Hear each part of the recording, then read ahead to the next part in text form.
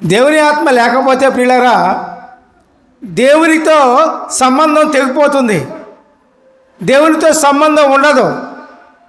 దేవునితో సంబంధం లేకపోతే మానవుని బ్రతుకు శూన్యము. ఏం జీవిస్తాం? మార్గం ఏది? ఏ విధంగా నడుస్తాం? ఏ విధంగా మాట్లాడతాం?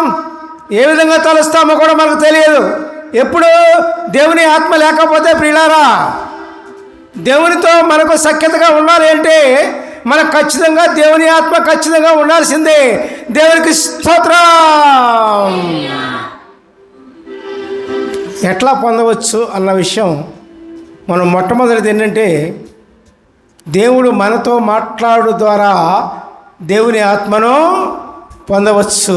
హల్లెలూయా, ప్రైజ్ ది లార్డ్.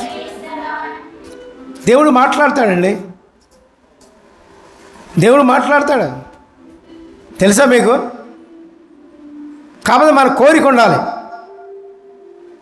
యేసయ్యా నువ్వు నాతో మాట్లాడయ్యా, ప్రభువా నాతో మాట్లాడయ్యా అని మన కోరిక ఉండాలి. దేవుడు మాట్లాడాలని కోరిక ఉండాలి మనకి.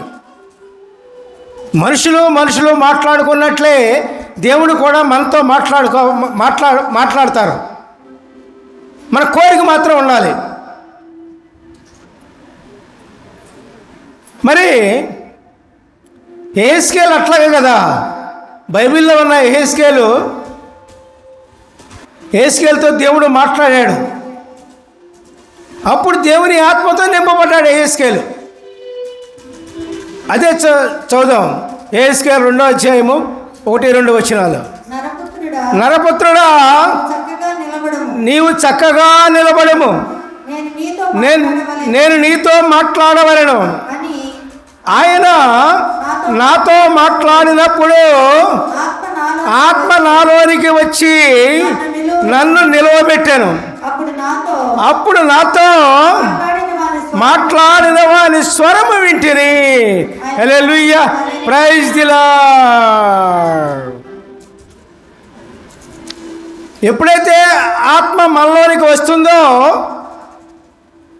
దేవుని స్వరం ఎట్లా ఉంటుందో మనకు అర్థమవుతుంది. అర్థమైందండి? దేవుని ఆత్మ లేనంత కాలము కూడా దేవుని స్వరం ఎట్లా ఉంటుందో మనకు తెలియదు. అర్థమైందండి? కాబట్టి ముందు మనకి దేవుడు మనతో మాట్లాడాలంటే మనకి ఏం కావాలి? దేవుని ఆత్మ, పరిశుద్ధాత్మ మనకు కావాలి.